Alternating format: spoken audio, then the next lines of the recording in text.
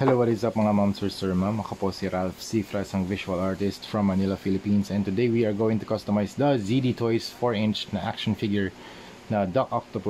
Octopus, and Rhino. So first, mag-spray muna tayo ng number 191 flat clear para malagyan natin ng adhesive layer yung surface so that our paints will stick to the surface of the action figure. Tapos dito pala sa mga tentacles ni Dr. Octopus, ito yung gagamitin natin. Bosny number 4 flat black naman. Okay, so unahin na natin itong base. Nag-apply na tayo ng flat clear na primer. So dry brushing lang using Hero Paints Gunmetal. Drag lang natin yung paint across the surface. And malalagyan na ng paint yung mga honeycomb patterns dito. Nag-add siya ng level of weathering na emphasize yung sculpt na structures. And nag-add din siya ng highlights na emphasize din yung sculpt na mga sculpted parts. Okay, we're done with the base. Alright, next sa mga tentacles naman, we are going to use silver naman na paint, and then yung method, dry brushing ulit. Okay, so drag lang natin yung paint dun sa surface.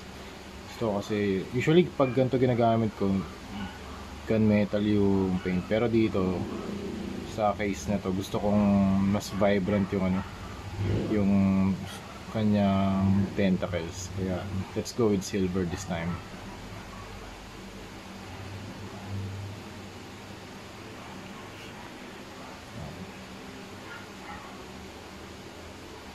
Don't worry about the minor na mga details sa mga paint sections, na paint sa iba't ibang sections.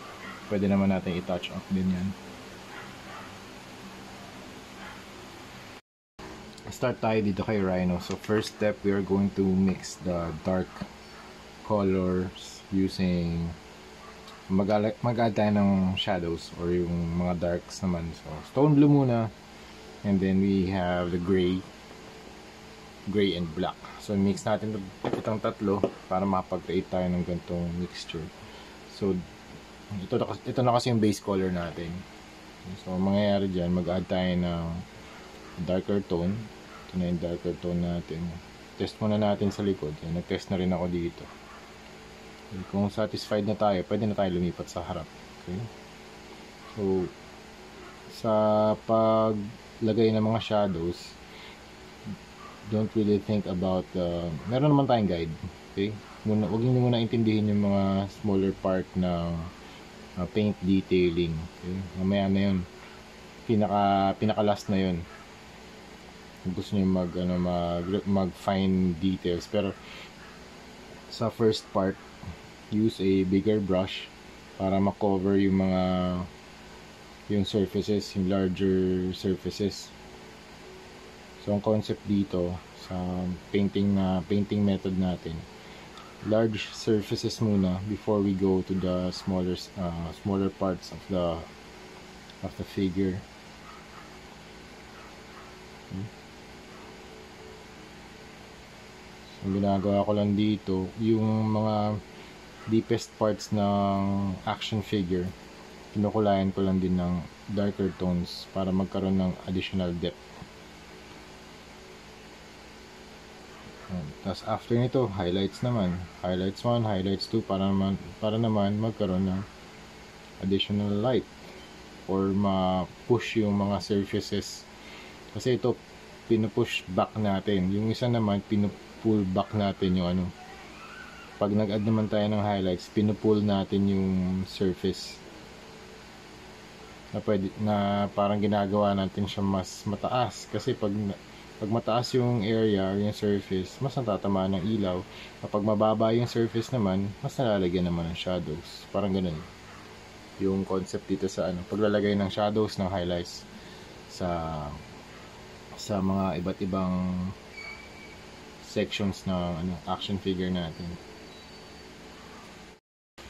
Okay, next color na i-apply natin, mag-add lang tayo ng white and stone blue together. Mix natin para makapag-add ng lighter color dun sa base color. Okay?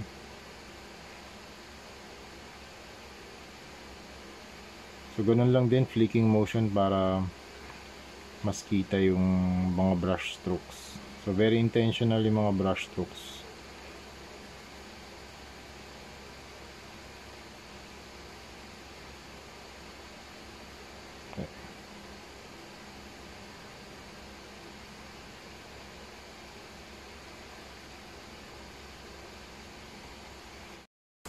Okay, done na tayo mag-apply ng highlights number 2 and nag-apply na rin tayo ng dry brushing dito sa kanyang shoulder armor and dun sa gauntlet.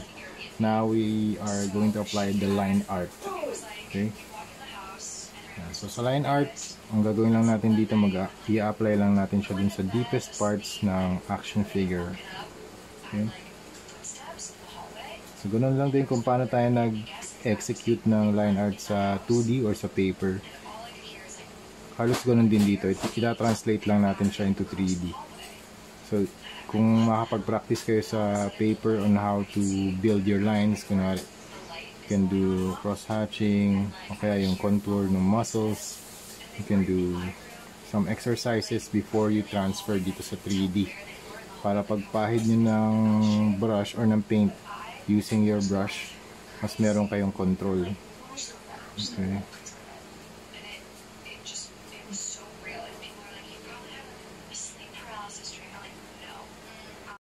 Okay, dito naman kay Doc Ock or kay Dr. Octopus, yung dark na or yung shadows naman natin, we are using the heavy green paint yun para makapag-apply na tayo ng dark colors or yung shadows. Nalalagay natin din sa mga deepest parts ng folds ng kanyang suit. Nag-mix na rin ako ng phthalo green para hindi masyadong dark yung shadows natin. Okay. So ganun pa rin yung motion ng brush natin, yung brush control, press and flick. Tapos yung next color naman na apply natin, yung acid slime naman. So kung yung base color niya, yung original color, ito magdadagdag naman tayo ng first layer of highlights. So add natin siya sa mga parts na nakaangat para magkaroon ng additional contrast.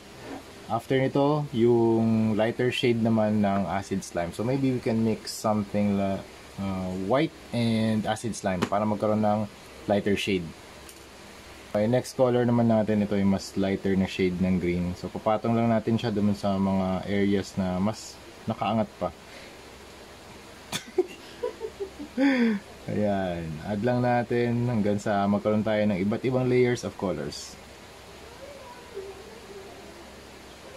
Pwede naman tayo mag-extend dun sa mga ibang parts na hindi natin nalagyan ng highlights, ng previous layer of highlights. So we can extend or add some strokes dun sa mga parts na hindi natin nalagyan dati.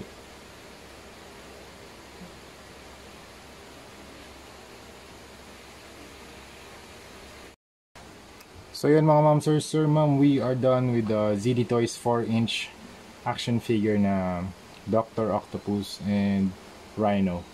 So yun na yung process natin. Nag-spray tayo ng flat clear, tapos nag-apply tayo ng dark colors, yun yung shadows, and then highlights 1, highlights 2, and then line art. Okay, so dito naman sa tentacles nya, nag-apply lang din ako ng blue na glow, na outer glow, para lang merong focal point yung kanyang mga tentacles, yung center point ng triple armed na tentacle niya. So meron siyang 1, 2, 3, 4 na arms, extended arms. Pati dito, tatlo yung nagawa natin yung isa nabili na. Okay, so sold na to. Sold na yung previous na nagawa natin isa, tapos itong Rhino nakabenta na rin tayo ng isa. Tapos si Venom din. So may paparating tayong Venom ulit. Naghahanap pa ako ng Venom ngayon kasi sobrang ganda ng ZD Toys na Venom na ganito.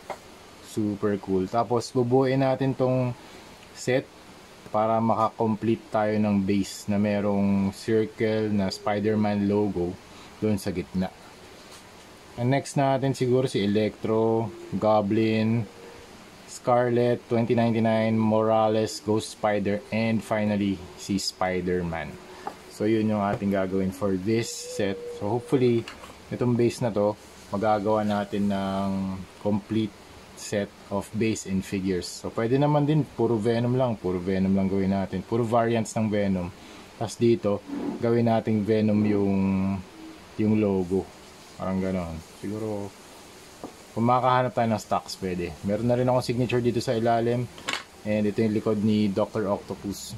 Okay, yung articulation niya, basic articulation, pero pwede nyo i-twist tong arms. Astig nga eh. Pwede nyo pa rin siyang galawin. Okay, reminder lang sa mga custom figures, be very careful in articulating yung mga ganitong klaseng mga action figures, kasi kapag merong friction, meron pa rin chance of paint rubs or paint scratches. So yun lang yung reminder ko sa lahat ng mga bumibili ng toy custom repaints natin. Again, thank you very much for watching, and see you sa next video. Bye bye.